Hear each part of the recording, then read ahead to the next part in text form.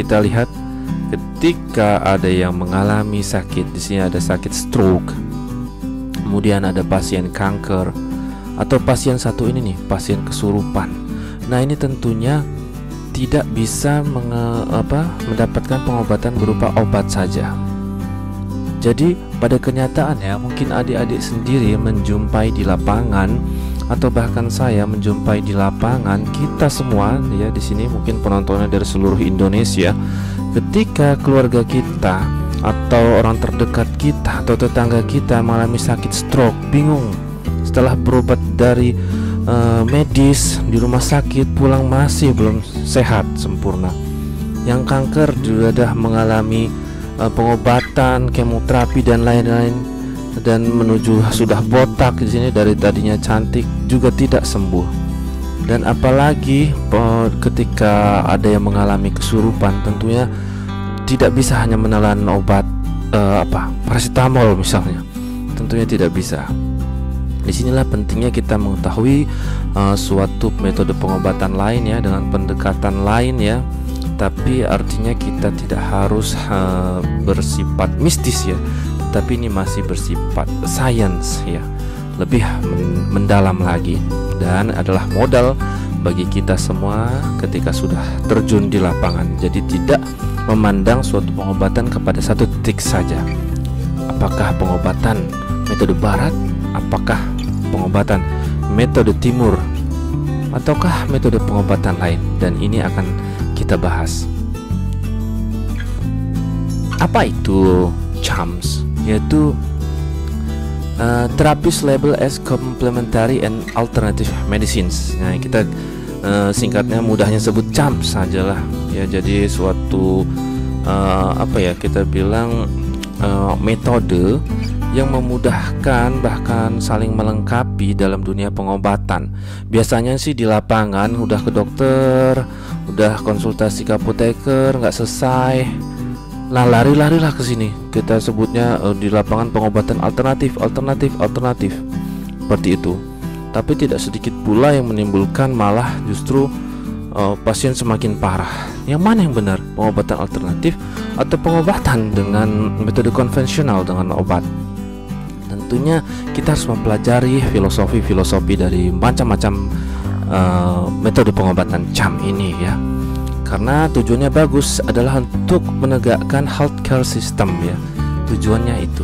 Jadi kita bisa saja menggunakannya karena ini ilmunya berbeda dengan dunia pengobatan konvensional dan scientific medicines atau biomedicines, dan tentu berbeda dengan farmasi. Tetapi sebenarnya kalau saya melihat sih bukannya berbeda ya, dalam pandangan saya sendiri itu sebenarnya justru lebih mendalam dan saling melengkapi. Itu dalam pandangan saya sendiri ya, terserah pandangan adik-adik atau para viewers di channel ini ya, begitu. Jadi these therapies juga disebut sebagai complement therapies and complementary healthcare. Oke, bersifat komplementari ya. Apakah bisa dijadikan sebagai terapi utama? Bisa saja. Apakah juga bisa sebagai komplement? Tentu bisa, namanya komplementari. Begitu.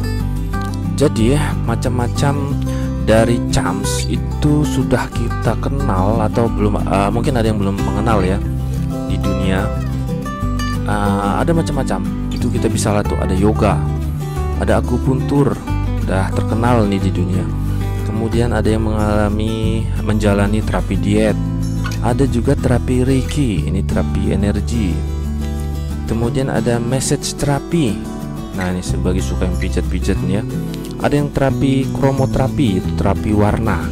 Nah, ini terapi warna juga bisa mempengaruhi ya. Jadi ada yang suka warna merah, kuning, hijau, itu mempengaruhi mood kita, mempengaruhi kesehatan jiwa kita. Ada yang menggunakan meditasi ya, ini seperti banyak yang dilakukan oleh biksu-biksu sini, misalnya di film-film kungfu gitu ya. Di Cina ini banyak ya, di Indonesia juga sudah merebah bahkan di seluruh dunia. Dan ada yang juga herbal medicine, ini sudah populer sekali ya. Dan ada homeopati, apa itu? Nanti kita bahas. Ada yang juga dengan hipnosis, ya di sini terkenal dengan mental terapi, hipnosis kayak gitu.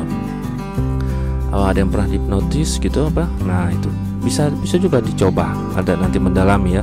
Farmasi juga bisa mendalami ilmu hipnosis ya. Kemudian ada yang menggunakan aromaterapi atau Ayurveda. Jadi banyak sekali ragamnya. Secara garis besar charms itu bisa dibedakan menjadi 5 jenis ya sebenarnya. 5 jenis, yaitu kita lihat ada whole medical system. Ini contohnya adalah Ayurveda, TCM ya, traditional Chinese medicine, and homeopathy. Ini adalah bagaimana memandang kesehatan sebagai sistem yang holistik ya. Jadi tidak memandang sebagai body aja, tapi ada body yang tidak kelihatan. Kemudian digabungkanlah dengan di sini pengobatan dengan herbal biasanya. Kemudian ada mind body medicines. Jadi terapi kombinasi memandang titik sudut antara pikiran dan tubuh tentunya. Di sini bisa dilakukan dengan musik, misalnya kan ada yang semangat dengan musik ya, atau waktu sakit itu dia mendengarkan musik. Ada art dance therapy, kemudian meditation, kemudian berdoa, itu juga termasuk mind body medicines. Lalu ada juga yang berdasarkan biologically based ya, itu sudah banyak terkenal ya, herbs, herbal product, vitamins and foods. Kemudian ada yang berdasarkan manipulative and body based, jadi terdapat manipulasi pada tubuh ya. Contohnya kiropraktik ini yang udah adik-adik terkenal ya, udah ada mengenal juga di lapangan. Misalnya ada ya praktek-praktek kiropraktik ya, berdasarkan dari tulang belakang nih, tapi harus expert, harus ahli. Ada yang patah soalnya. Kemudian ada osteopati juga, ada massage juga. Dan terakhir ada energy medicines. Nah, energy medicines ini dari zaman dulu sampai sekarang masih populer ya. Contohnya adalah qigong, kemudian ada akupuntur, ada bioelektromagnetik, ada therapeutic touch reiki ya, ini dari Jepang contohnya. Untuk lebih detailnya lagi percontoh masing-masing jenis bisa dilihat di salah satu bagiannya ini ya, the type of charms approach ya. Ini adalah contohnya. Misalnya natural products tuh jadi banyak jenisnya juga. Misalnya energi terapis, di sini ada tai chi ya, ini bisa dicoba juga nih. Jadi semakin kita tua tuh penyakit akan semakin bervariatif dan sulit ya, tidak hanya sembuh dengan obat saja kayak gitu. Intinya seperti itu ya. Apakah ini penting pengobatan charms ini? Jadi menurut penelitian yang dilakukan oleh Mandreker Bahal tahun 2017, ini baru-baru saja sebenarnya, termasuk update. Ada dia melakukan penelitian terhadap pasien yang menderita HIV. Itu ternyata dari respondennya sebanyak 130 itu memilih pengobatan secara medicinal herbs ya sebesar 57,3%. Cukup besar juga. Artinya apa? Kepercayaan pasien untuk mencari alternatif atau komplementari dari pengobatan itu tinggi. Kenapa?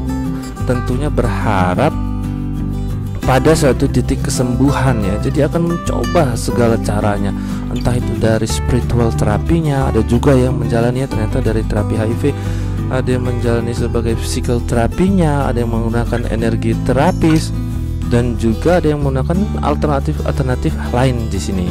Yang tadi itu yang masih tergolong dalam 5 jenis charm tadi. Jadi medicinal herbs ini masih menjadi suatu kepercayaan, sehingga disitulah pentingnya ilmu farmakognosi dengan adik-adik mengenal kandungannya, efek terapinya, mekanisme konstituennya, dan lain-lainnya. Disinilah titik penting arti dari charm itu sendiri. Oke? Lalu sebelum mengenal charms, memang kita mendasari dulu bahwa nanti di bawah slide ini, di slide selanjutnya akan dibahas tentang apa itu ada tubuh eterik, ada tubuh energi kayak gitu. Jadi salah satu terapi energi ya di sini berpandangan pada tubuh kita manusia itu terdiri dari atas tubuh energi. Jadi tubuh kita jika dilihat akan mengandung aura dan cakra seperti itu. Jadi ini adalah pusaran energi. Cakra adalah pusaran energi seperti ini yang lebih inti dari tubuh manusia. Jadi beda ya dengan pengobatan barat. Kalau pengobatan barat itu memandang lebih kepada organ-organnya langsung, misalnya jantung, oh dia sakit jantung, jantungnya diobatin. Tetapi kalau pengobatan secara komplementari dan alternatif ini adalah mengkaji dari roots, benar-benar roots dari dalam energinya, sehingga setelah diinterpretasi melalui energi ya, didapatlah skema pembedahan body seperti ini.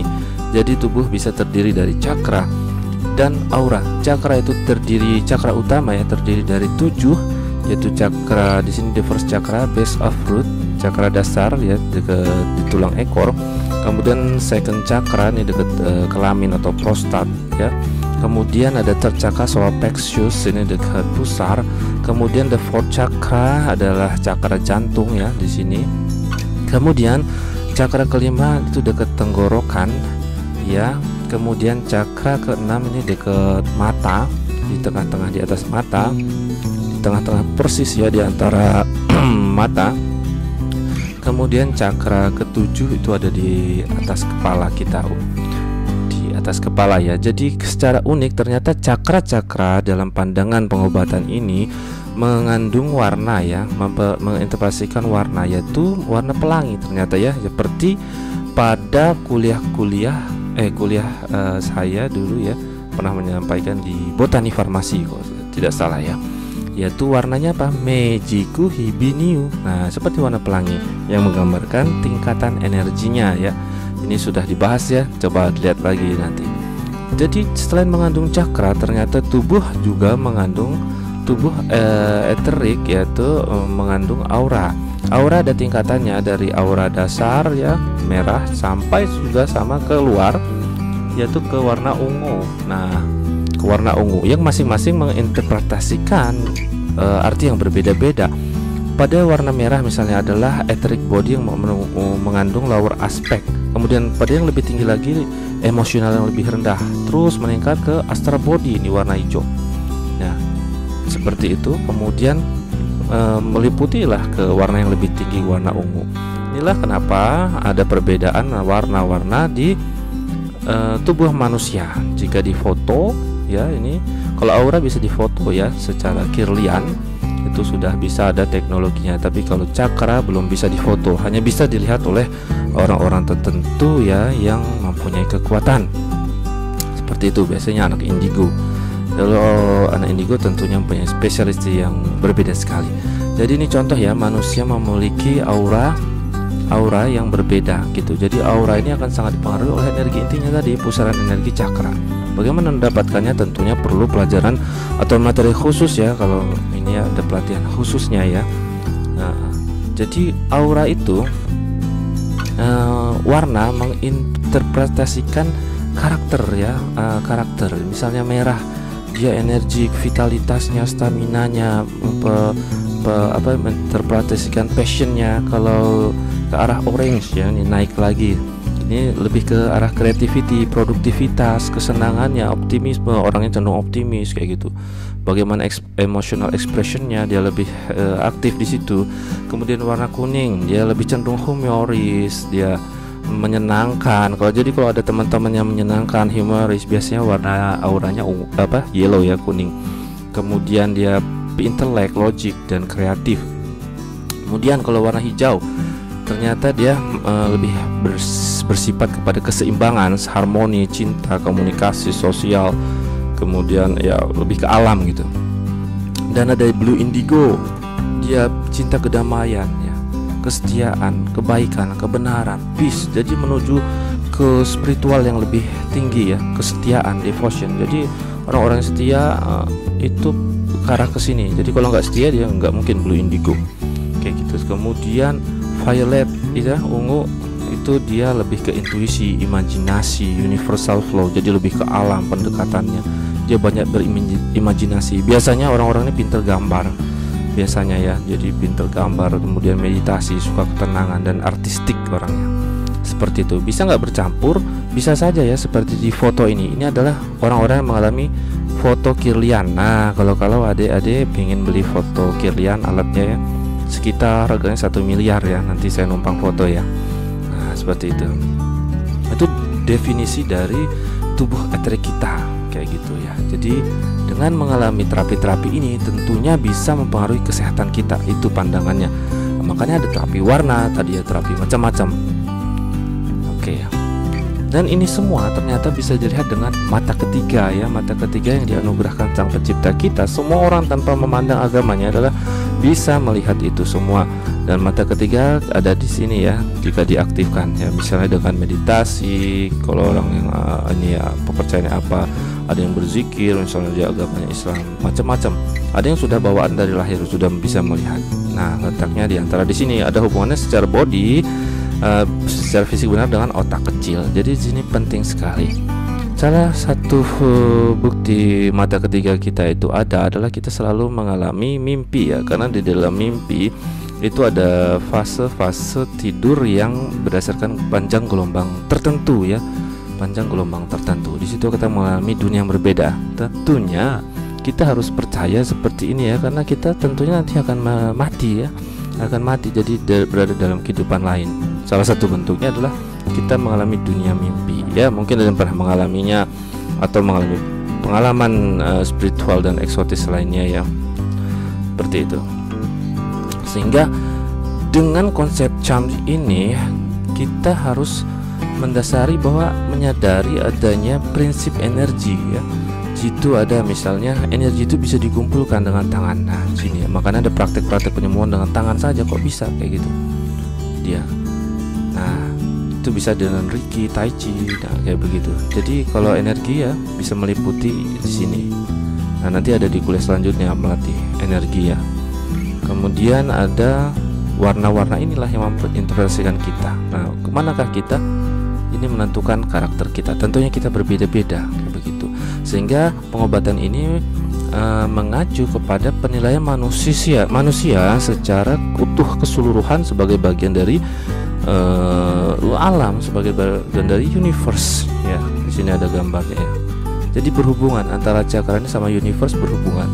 Energi dari universe masuk melalui cakra mahkota dari sini ya, dari atas seperti itu, menyeimbangkan. Begitu dasar salah satu yang digunakan dari beberapa pengobatan di bawah ini nanti, ataupun yang tidak dibahas di sini karena masih banyak sekali ya, kita hanya membahas sedikit. Jadi dari charm yang akan kita bahas itu ada beberapa jenis. Pada pertemuan ini hanya 3, nanti akan dilanjutkan ke pertemuan kedua. Dan pada pertemuan ini yang akan dibahas ada medical herbalism, kemudian homeopathy, dan anthroposophical medicine. Lalu akan dilanjutkan pada floral remedy therapy dan aromaterapi pada pertemuan selanjutnya ya, tapi masih dalam satu rangkaian. Karena memorinya begitu besar ya nih, saya menguploadnya ya. Oke, yang pertama adalah medical herbalism. Siapa yang tidak kenal medical herbalism? Inilah yang sering kita lakukan dalam praktikum-praktikum, dalam terapi setiap hari juga ya, di lapangan. Kalau ada yang sakit juga seperti itu ya. Jadi di Inggris itu sudah juga terjadi di negara maju ya. Jadi pada second century after decade ya, ini sudah terjadi sejarahnya itu. Jadi sudah bagian dari pengobatan di Inggris juga, bukan hanya di Indonesia. Jadi dunia saling mempengaruhi. Dia memandang suatu pengobatan ya, bahwa penyakit itu terjadi karena adanya ketidakseimbangan antara temperaments dan bodily humors di sini ya, temperaments. Kemudian herbs were used to correct the imbalance. Jadi lanjut lagi ya, jadi kepotong. Herbal itulah yang akan digunakan untuk memperbaiki ketidakseimbangan yang terjadi. Jadi bersifatnya adalah heating or cooling ya. Contoh cooling herbs such as peppermint, itu untuk merawat kondisi panas, hot secara energi. Contohnya adalah fever, nih demam. Seperti itu. Jadi di dalam Inggris, di negara Inggris pun itu pengobatan medical herbalism juga mereka saling belajar juga dari Amerika, dari ini. Jadi terjadi lintas pembelajaran di negara Eropa atau Amerika itu ya, saling mempengaruhi. Kemudian ya, gimana modern herbalism itu kan tadi sejarahnya. Modern herbalism itu jadi dilakukan oleh medical herbalist ya, mendasarkan ilmu pada ilmu-ilmu tradisional. Bedanya sekarang sudah mengacu pada penilaian asesmen yang dilakukan secara konvensional juga, jadi menggunakan diagnostic tool seperti pengukuran tekanan darah kayak gitu ya. Jadi sudah modern juga dikombinasi. Nah, dan juga sudah mengembangkan kepada kontrol clinical trials seperti itu. Nah, jadi pada pengobatan modern herbalism pandangannya seperti apa? Jadi pasien psikologi and emotional itu dipandang yang mempengaruhi kesehatan ya. Inilah yang dipertimbangkan akan menghasilkan terapi holistik ketika pasien mengalami psychological and emotional permasalahan itu.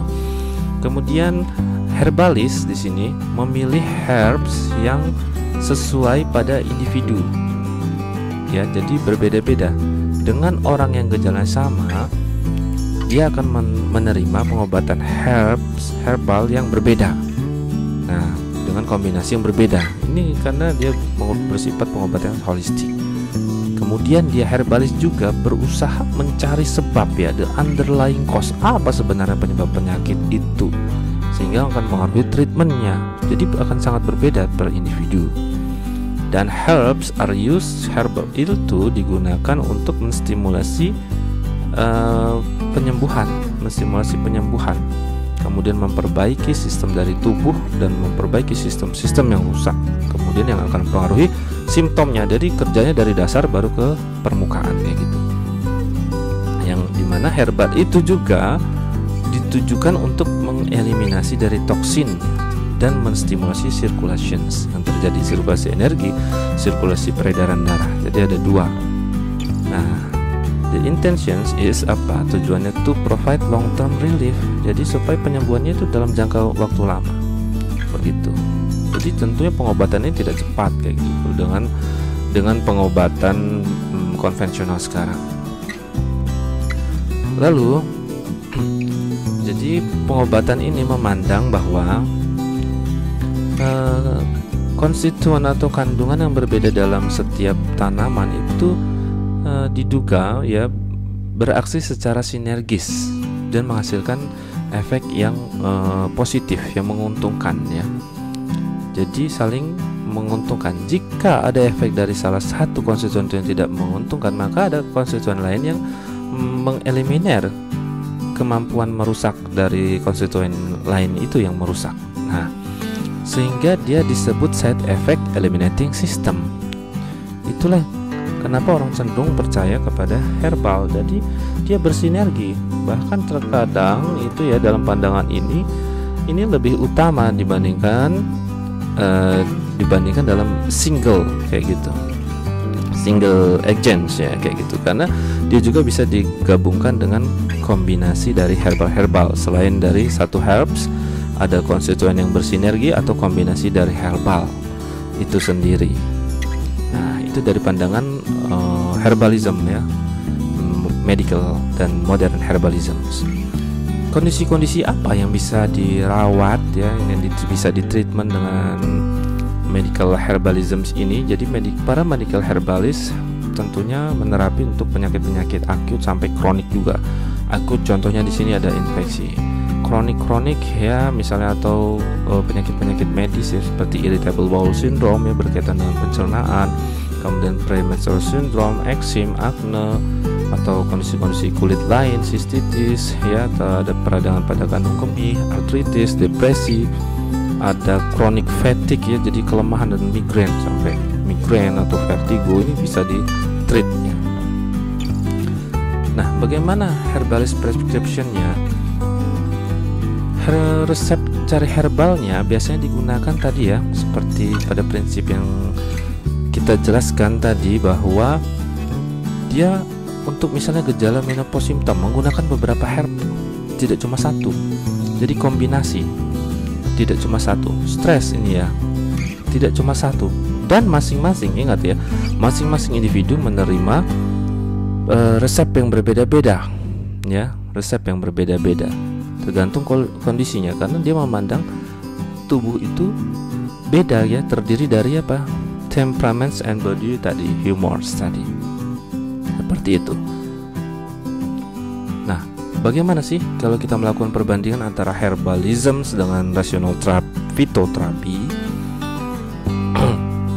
Jadi intinya herbalism pertama memandang bahwa sinergi and additive effects.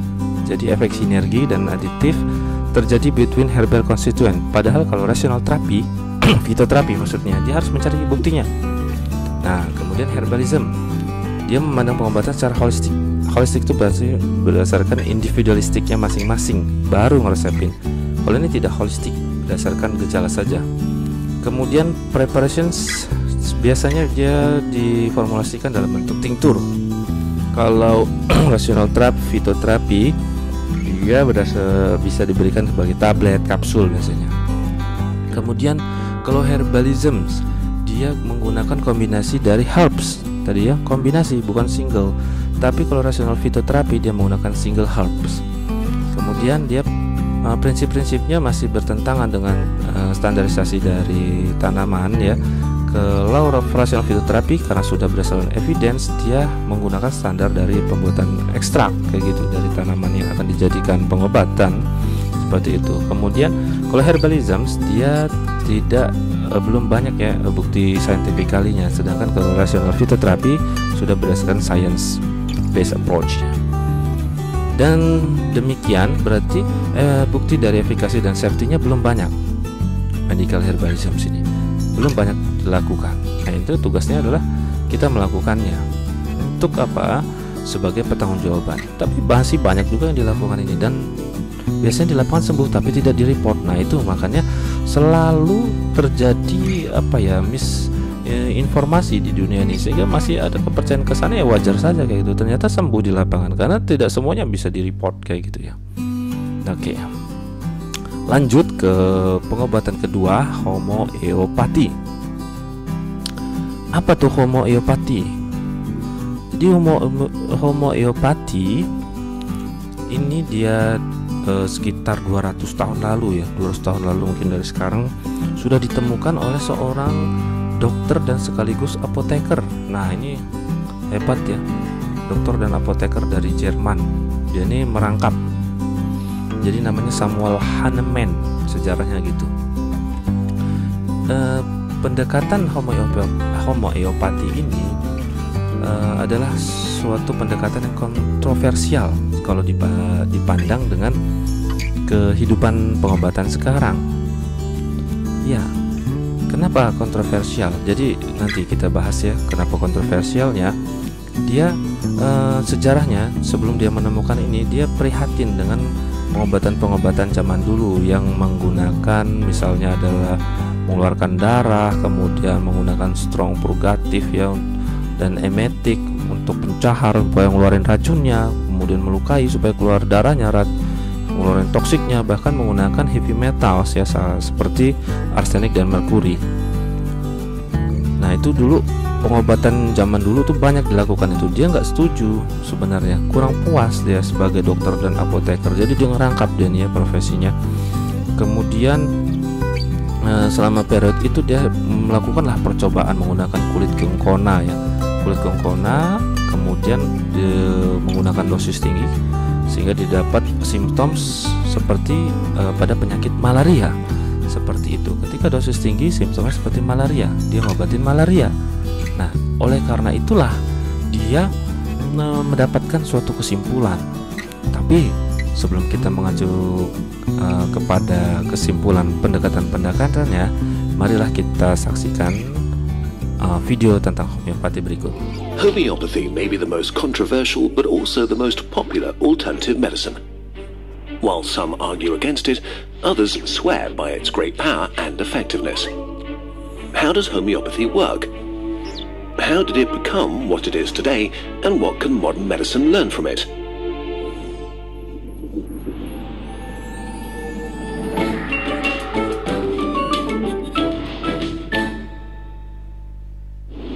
The first principle of homeopathy is like cures like.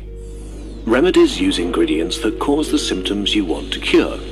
In practice, that means that remedies against fever could, for example, be made from belladonna, which also causes fever. A mixture based from bee venom is used to treat itchy swellings, and so on. The second principle is a special method of preparation called potentization. The idea is that diluting and agitating the ingredients activates their curative powers and enhances their effect. To do this, the ingredient is dissolved in alcohol or distilled water. Homeopaths take 1 part of the solution and mix it with 9 parts of water, diluting it down to 1/10 of its original concentration and shaking it.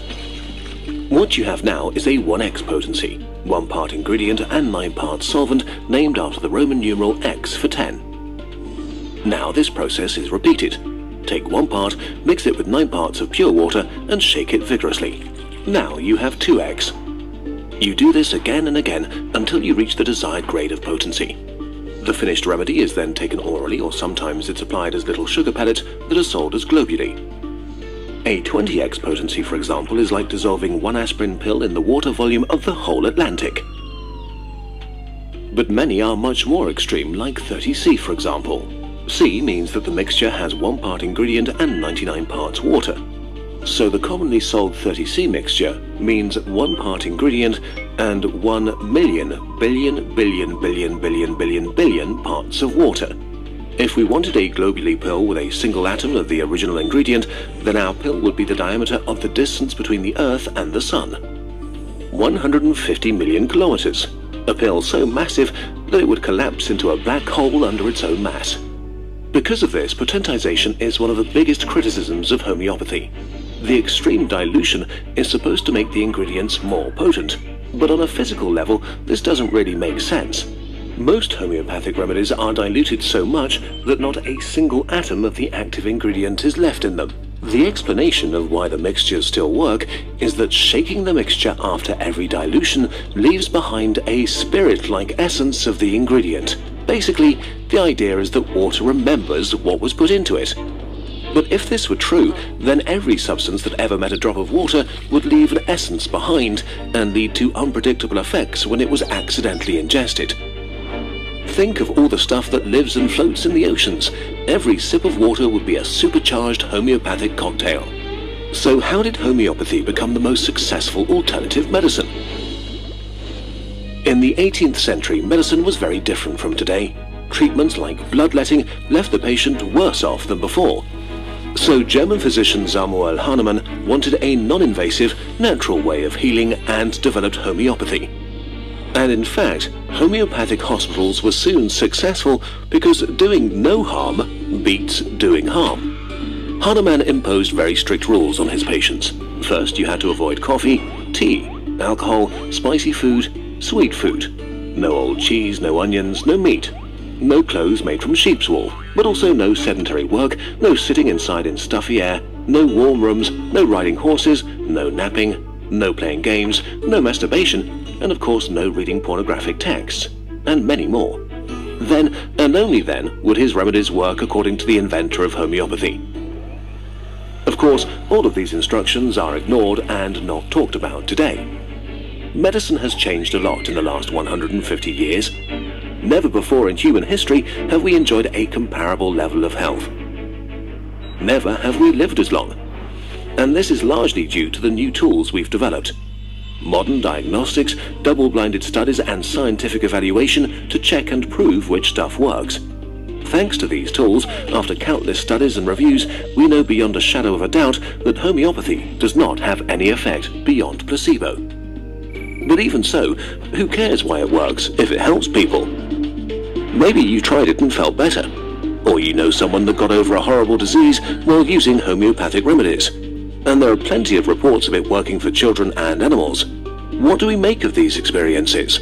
The placebo effect is very real and not imaginary. No matter how smart you are, you're not immune to it. If people believe that something will help them feel better, their trust alone has the desired effect. And it's been proven that the placebo effect can be transferred. Children and animals rely on their parents or keepers and are in tune to their emotions. If a parent has a lot of trust in a treatment and eases up, this can help a child relax and help relieve symptoms. This can also be observed with animals who react strongly to the body language cues of the people caring for them. But the most powerful tool of homeopathy is time. Our bodies are survival machines. Infections pass on their own after a few days. But if you take some remedy when you already feel sick and then start getting better, it feels like it did indeed cure you, or actually it would have happened anyway. The homeopathy industry likes to play the gentle alternative to Big Pharma. But the homeopathic industry is Big Pharma. Billions of dollars are made with extreme profit margins. The homeopathy industry has its own lobby organizations and fights its enemies as hard as it can. A lot of money is on the line. Globally, the market is expected to reach over 17 billion by 2024. Some critics even argue that the homeopathic industry is bad for public health because it creates distrust in proven medicine. The belief in homeopathy correlates with skepticism about vaccinations. This can discourage people to seek the help they need when their lives or the lives of their children are on the line. But there is actually a key to the success of homeopathy that we could and should copy. The first consultation with a homeopath can take hours and is very personal. For a patient who's already been on a pilgrimage from doctor to doctor, this level of attention and empathy can make a huge difference to their well-being, even if the conversation was not the point of the therapy. Modern medicine is efficient. It saves millions of lives each year. But it's also a strictly organized system. Tight budgets force doctors and nurses to deal with lots of patients. Consultations need to be time efficient, diagnoses made quickly, treatments fast, which can leave patients feeling invisible, scared, and left behind.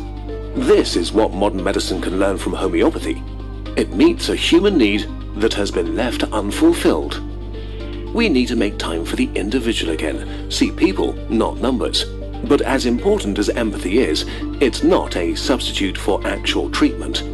Faith can move mountains, but sugar water can't cure cancer. After a short break of a few years, Kurzgesagt is back in German. Thanks to the support of Funk, we have relaunched the German channel and are beginning to upload a video every 1 to 2 weeks. Besides redoing our favorite videos, there'll be a number of videos that will not exist in English for a while. Check out the channel here, tell us what you think, and subscribe and watch a few. If the channel goes well, the German videos might become a regular thing for years, and we might even do more languages.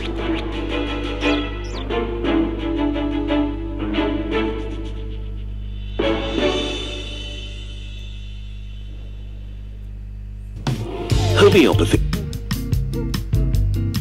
Ya, jadi itu ceritanya secara video ya, secara lengkap. Bagaimana si Hahnemann ini dulu dia tidak setuju ya dengan pengobatan-pengobatan yang melakukan semacam kayak apa ya, kalau dibilang kekerasan tanda kutip. Jadi dia pinginnya adalah apa, secara yang tidak mengandung kekerasan kayak tadi ya, bisa dilihat ya, sehingga lebih aman. Bahkan dalam pengobatan homeopati ini dia dipandang tadi kalau kita melihat videonya, dia lebih menyentuh kepada feeling dari pasien dibandingkan pengobatan modern ya, yang tadi diantriin tadi kan, jadi tidak menyentuh secara kondisi psikologi dari pasien. Karena konsultasi dengan homeopati ini bisa berjam-jam, bisa 1 jam atau lebih, dan ini akan menyentuh sisi psikis dari pasien. Nah, lanjut ya dari slide sebelumnya, bahwa ketika Hahnemann ini melakukan percobaan kulit kina, dia menyebutnya sebagai proofing ya pada healthy volunteers. Dia mengamati gejala yang timbul dengan menggunakan substance yang digunakan dengan dosis yang tinggi, sehingga dia menyimpulkan bahwa ketika sebuah substance digunakan dosis yang tinggi ternyata bisa menyebabkan gejala pada orang yang sakit ya. Bisa maksudnya bisa digunakan untuk merawat gejala pada orang yang sakit. Jadi ketika substansi pada dosis yang tinggi pada orang yang sehat normal, dia menimbulkan gejala yang sama. Nah, dengan gejala yang sama itu dia bisa digunakan, substansi itu bisa digunakan untuk orang yang sakit. Makanya prinsipnya disebut di video adalah like cures like. Jadi sesama gitu. Di sana di videonya bahwa api ada rumah kebakaran api, dipadamkan dengan api, bukan air gitu ya. Jadi dengan yang sama tentunya sehingga di pengobatan tadi menghasilkan asap kayak gitu ya. Ada yang digigit ya, diobatinya dengan itunya lebah juga kayak gitu. Sehingga pengobatannya dengan sekarang dianggap kontroversial prinsipnya. Mungkin ya bisa saja dia berpandangan ya, tentunya dia ada landasan-landasan. Kalau kita mengacu kepada min, ketemu min jadi plus kayak gitu. Jadi prinsipnya pada like yours like kayak gitu ya. Ini contohnya ada coffee. Coffee malah digunakan pada dosis tinggi digunakan untuk merawat insomnia. Ya, untuk susah tidur. Jadi dia digunakannya. Jadi prinsipnya malah seperti itu, like yours like. Nah, menarik ya. Tapi ternyata berkembang di seluruh dunia ini, masih berkembang prinsip-prinsip ini. Dan dengan memperhatikan keselamatan, si handman ini juga menggunakan minimal dose untuk meminimalkan toksisitas tentunya. Jadi dengan adanya mother tincture tadi kan yang diencerin dengan segala macam pengenceran. Jadi mother tincture itu dengan pengenceran yang bertingkat ya, bertingkat itu disebut sebagai potentiations, dia sebutnya potentiations. Bahkan dia menyebutnya semakin banyak dilute pengenceran itu semakin poten. Tentunya ini berseberangan dengan pengetahuan kita sekarang kayak gitu. Dan dia menyimpulkan bahwa only a single remedy, dia hanya menggunakan satu single remedy yang digunakan dalam pengobatan itu dalam satu waktu seperti itu. Ada 3 tadi ya, berarti itu prinsip homeopati. Bagaimana modern homeopati? Ini berkembang sekali ternyata di Eropa, Asia, bahkan Amerika. Tapi dengan pengecualian para homeopatizer istilahnya ya, dia tidak setuju dengan cuman penggunaan one single remedy. Mereka menggunakan banyak multi prescribing, tidak hanya menggunakan satu. Begitu, kurang setuju juga dia. Bisa-bisa aja berbeda pendapat karena ini kan pengobatan alternatif semacam komplementari ya, tapi ditemukannya oleh orang-orang yang bersains kayak gitu, bisa saja. Nah, itu bedanya. Dan si handman juga menggarisbawahi tadi ya di video jelas tadi bahwa selama pengobatan ini nggak boleh minum kopi, nggak boleh minum teh. Jadi menormalkan intinya, nggak boleh minum kopi, minum teh, makan daging, jalan-jalan, kemudian nggak boleh berpikiran negatif juga, nggak boleh nonton pornografi tadi ya, macam-macam tadi ya di video tadi. Jadi mempengaruhi mentalnya semuanya, dan dikombinasi dengan herbs yang ada. Nah, jadi sangat kompleks pengobatan ini dengan konsultasinya bukan hanya 5 menit 10 menit. Kalau pengobatan sekarang kan konsultasi 5 menit lepas, 5 menit lepas tadi ya. Kalau ditempel pasiennya, tidak menyentuh feeling dari pasiennya. Kalau homeopati menyentuh feel, dia karena bersifat sebagai holistik juga, sebagai holistik ya. Nah, illness results from the body's inability. Jadi dia memandang bahwa penyakit itu muncul dari ketidakmampuan tubuh untuk menyesuaikan faktor yang ada karena kondisi lingkungan dan juga faktor diet yang tidak diperhatikan. Diet ya, makanan, minuman tidak diperhatikan. Kemudian tanda dan gejala dari penyakit itu mempresentasikan apa ya, mempresentasikan usaha tubuh untuk sembuh itu. Kemudian pengobatan dengan homeopatik ini jadi titik tangkapnya pada menstimulasi pada energi Qi. Sebenarnya Qi kalau di pengobatan Cina ini sama aja, vital force, energi inti pada body, pada tubuh, untuk kemudian mengurangi dari simptom-simptom yang ada. Dan dia bukan lebih acting secara langsung kepada penyakit, tetapi kepada own healing, dia penyembuhan sendiri kepada vital force-nya. Dan vital force atau di sini sebut Qi ya, kalau kita gabungin dengan pengobatan Cina, energi intinya itu berbeda tiap individu. Jadi treatmentnya berdasarkan individu itu beda-beda seperti itu. Oke, pengobatan homeopati terkadang membingungkan juga sama herbal medicine. Bedanya di mana? Terkadang ya dibilang mirip kayak gitu ya, mirip ya, mungkin beda negara nyebutinnya apa, beda juga sebutan. Tapi mirip, tapi prinsipnya tadi yang sangat kontroversial tadi ya. Tapi perbedaan dari homeopati sama herbal medicines itu jelas ya. Kalau homeopati dia semakin encer, itu semakin poten homeopati. Kan lucu gitu ya kalau kita mandangnya sekarang. Sedangkan pada herbal medicine dia berpandang pada material strength-nya. Kalau semakin diancerin ya semakin rendah kemampuannya. Kemudian homeopathic remedies ini menggunakan 65% dari plants, 35% nya nggak dari plants. Kalau herbal medicine dari plants semuanya. Nah ini contohnya ya, pengobatan homeopatik dari plants materialnya bisa dilihat sendiri di sini, dan gambar-gambarnya bisa di search juga ya.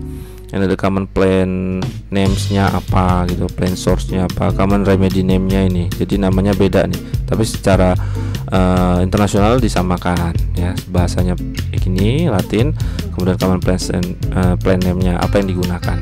Nah ini contoh dari yang digunakan sebagai homeopathic remedies. 35%-nya apa kalau homeopathic itu? Jadi ada animal juga, insect, biological and drug, chemical and mineral. Tidak semuanya plant, plant maksudnya. Dan dia menggunakan prinsip tadi pengenceran.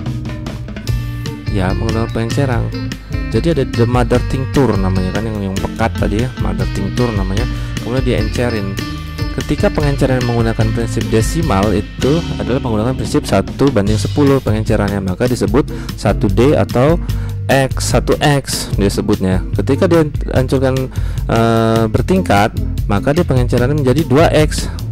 Jadi diambil lagi satu bagian di dalam 10 bagian yang dari awal report bagiannya ada tadi ya di video. Bagaimana kalau mengacu kepada prinsip centesimal?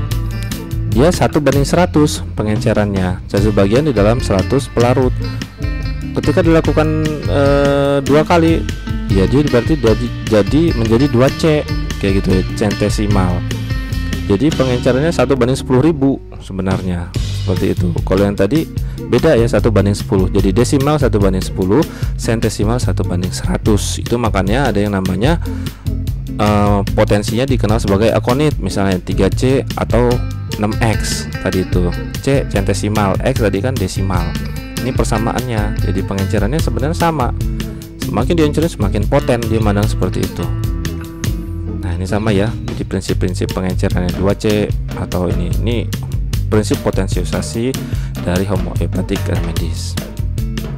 Nah ini potentizations ya, ada susah nyebutnya ya.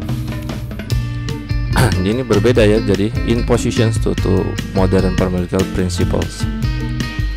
Jadi ini udah jelaskan juga bahwa tadi semakin dihancurin malah semakin poten kayak gitu. Dan tentunya berseberangan dengan prinsip modern pharmacologies. Tapi terserah mau mandang yang mana, hak kita. Siapa tahu benar juga gitu kan. Kenapa mandangnya seperti itu? Ternyata memandangnya pada memory of water theory, dia ternyata memandangnya. Jadi pendukung dari teori ini mengklaim bahwa molekul solvent itu melakukan rearrangement ulang mengikuti jejak molekul awalnya. Nah, secara biologi dan kimia menurut pandangan homeopati, secara prinsipal fisika kimianya. Tapi ini bertubrukan dengan pengetahuan sekarang. Ya terserah ya. Jadi ini berdasarkan memory of water theory. Jadi water itu bisa mengingat struktur origin awalnya. Begitu. Nah, efikasinya gimana sih? Dilakukan juga ternyata systematic review, sudah ada banyak penelitiannya dan meta analisis. Dari beberapa penelitian hampir sebenarnya 90% itu tidak menunjukkan evidence dan efikasi yang maksimal, optimal. Tapi ada juga penelitian berdasarkan meta analisis menunjukkan ternyata homeopati ini berefek positif. Cuman terjadi perbedaan pendapat menganggap bahwa meta analisis itu terlalu melebih-lebihkan dari keefektifan pengobatan homeopati. Tapi pertanyaannya, kenapa banyak negara gunain ya gitu ya di negara maju begitu. Oke, kita pilih sendiri. Dan selanjutnya yang terakhir adalah anthroposophical medicine.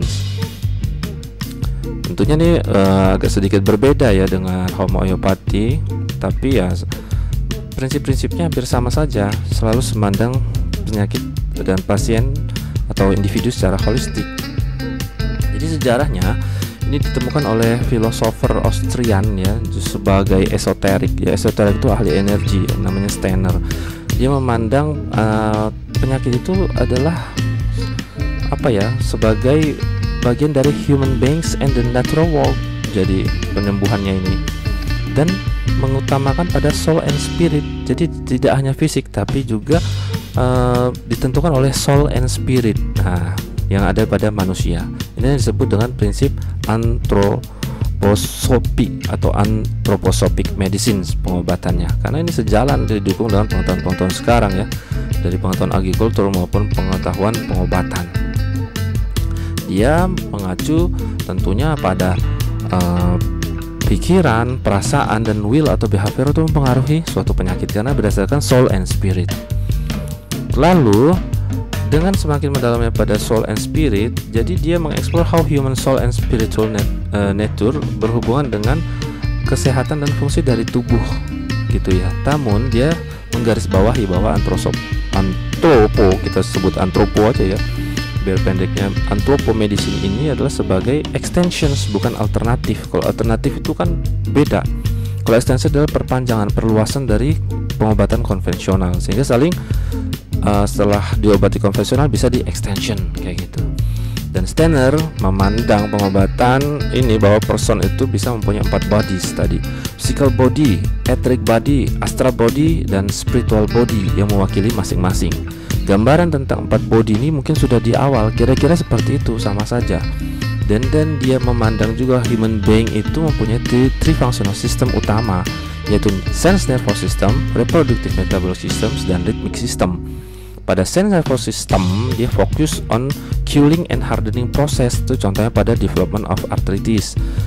Pada reproductive metabolic system dia memacu pada warming and softening process, contohnya pada demam ya. Kemudian pada rhythmic system dia meliputi jantung, paru-paru, dan circulations. Dia mengatur keseimbangan 2 sistem di atasnya, sehingga ketika terjadi ketidakseimbangan di antara 3 sistem ini, itulah penyebabnya penyakit. Ini dalam pandangan antropo. Jadi seperti ini ya, tubuhnya terdiri dari etheric, emotional, mental, di sini fisik ya, yang meliputi berhubungan dengan apa? Bagian atas thinking, feeling, will, behavior. Nah, bagian rhythmic circulatory system ini yang mengatur ritmenya, keseimbangan di antara semuanya ini. Yang bertugas adalah nerve sense systems dan motor metabolic system. Motor metabolic system dipengaruhi will, behavior, dan saling mempengaruhi. Begitu juga ini, brain mempengaruhi dengan thinking dan saling mempengaruhi penyakitnya antara organ dan penyakit, dan lebih dalam dari etheric body-nya. Seperti itu. Jadi hubungan antara tubuh yang nggak kelihatan sama tubuh yang kelihatan saling mengatur ya ritmenya. Bagaimana modern anthropomedicine? Ya, modernnya tentunya ternyata mengacu kepada teknologi sekarang juga, menggunakan konvensional tool juga, tapi juga melakukan anamnese. Jadi bagaimana berbincang dengan pasiennya, anamnese, mereka fisiknya juga, laboratoriumnya juga, life story-nya juga, social context, body shape, movement, social behavior, artistik, lebih lengkap lagi ternyata. Termasuk apa? Dia menggunakan, kenapa prinsip terapinya tidak hanya menggunakan herbal nih, tapi lebih lengkap lagi, dietnya diperhatiin, therapeutic movementnya, artistik terapisnya, massage. Nah ini jadi terapi program yang sangat lengkap sekali, anthroposophic medicines. Dan banyak sudah berkembang di negara-negara maju, Austria, Jerman, Switzerland, Netherlands. Sudah ada rumah sakit khususnya juga di sana, rumah sakit yang menggunakan prinsip anthroposophic ini. Nah kalau di UK masih sedikit ya, a few medically qualified practitioners ya di sana, tapi terus berkembang juga. Jadi ini juga diacu di dunia. Jadi kita jangan terbatas pikirannya pengobatan itu hanya itu aja. Indonesia yang tentunya kaya dengan herbal dan banyak keanekaragaman budaya juga sudah melakukan ini sebenarnya, tapi mungkin belum terrecord dengan baik. Justru kita malah banyak masyarakat ke dukun, ke ini. Nah itu harus diluruskan seperti itu ya. Karena di Indonesia masih terjadi banyak penipuan. Itulah tugasnya dari farmasis ya, karena farmasis juga menyeimbangkan di sini. Apa sih kondisi-kondisi yang bisa ditreat itu? Misalnya di Jerman aja, di sini di Jerman sudah digunakan, ada tuh rumah sakitnya juga ya, anthroposophic ini. misalnya untuk pasien-pasien kanker juga ya. Jadi digunakan pengawasan dari dokter dan juga apoteker untuk pengobatannya ya. Dengan OTC yang ada seperti untuk proses-proses pencernaan dan OTC untuk beberapa macam gejala-gejala ya yang ada di sini, ada indication, constipation, cough, cold. Nah, seperti itu. Jadi dokter dan apoteker berkolaborasi di Jerman menggunakan antroposopik ini. Seperti itu. Kemudian prinsip antropo ini agak unik ya. Steiner percaya bahwa tanaman itu terdiri dari berbagai bagian ya. Ada akar, ada daun, bunga, dan itu jumlah atau dari bagian-bagian itu tidak proporsional. Nah, ketika terjadi ketidakproporsionalan itulah yang digunakan untuk terapi. Contohnya apa di sini digunakan Nettle Ortica dioica ya. Dia itu punya banyak daun tanaman ini. Nah, padahal flower and fruitnya nggak terlalu banyak. Nah, lalu maka pada prinsip antropo ini daun nettle inilah yang digunakan untuk kemungkinan berpengaruh terhadap medicinal terapis kayak gitu. Lucu ya, tapi bisa saja. Karena dalam pandangan saya juga terkadang bentuk sesuatu itu dia mempengaruhi dari pengobatan ya. Bentuk dari tanaman kayak gitu, mirip apa kayak gitu ya. Itu ada lagi nanti ilmunya. Baik, jadi lebih jauh lagi ternyata prinsip dari antropo ini dia memandang tumbuhan itu berhubungan dengan 3 sistem tadi. Jadi misalnya sini adalah intinya roots berhubungan, akar berhubungan dengan sense nervous system, bunga dan buah berhubungan dengan reproductive metabolic system, dan daun berhubungan dengan rhythmic system. Nah, ini daun berhubungan dengan rhythmic system, mengatur semuanya. Berarti kan leaves mengatur tadi ya, leaves mengatur rhythmic systemnya. Roots mengatur sense, berarti akar-akaran mengatur sense nervous system. Bisa jadi ya, ini benar. Kemudian flowers and fruit berhubungan dengan reproduktif ya, dimana buah-buah mengandung mineral tuh yang mempengaruhi. Jadi hubungan antara organ dan tubuh eteriknya tadi sudah dijelaskan. Seperti itu. Ini sebagai contoh, makanya daun nettle digunakan untuk stimulasi asimilasi dari iron, besi, anemia yang penting dalam blood circulations. Seperti itu. Jadi bukti nyatanya ini. Kemudian antroposopik juga menggunakan kan tadi bukan hanya tanaman ya secara kompleks. Jadi menggunakan mineral juga, kalsium, iron, copper kayak gitu. Banyak jadi dia. Jadi dia adalah terapi yang sangat kompleks gitu ya. Jadi adalah terapi extension ya mandangnya kan, seperti itu. Baik, demikian kuliah sesi pertama kita dari CHAMS. Nanti akan dilanjutkan dan sesi kedua yang akan membahas tentang aromaterapi dan flower terapi secara singkat ya. Ini adalah berdasarkan konsep-konsepnya. Untuk detail lebih lanjut tentunya adik-adik bisa searching ya, karena tentunya akan membutuhkan waktu yang lama. Ini menarik ya kalau mau mempelajari atau secara mandiri juga bisa. Saya juga ada buku-bukunya ya, PDF kalau mau nanti. Mudah-mudahan kuliah ini dapat bermanfaat, dan ingat selalu pada prinsip terapi semua ini dia memerlukan keseimbangan antara manusia dan alam dengan berdasarkan energi-energi yang terlihat atau tidak terlihat. Mudah-mudahan bermanfaat. Salam apoteker Indonesia, salam farmasi.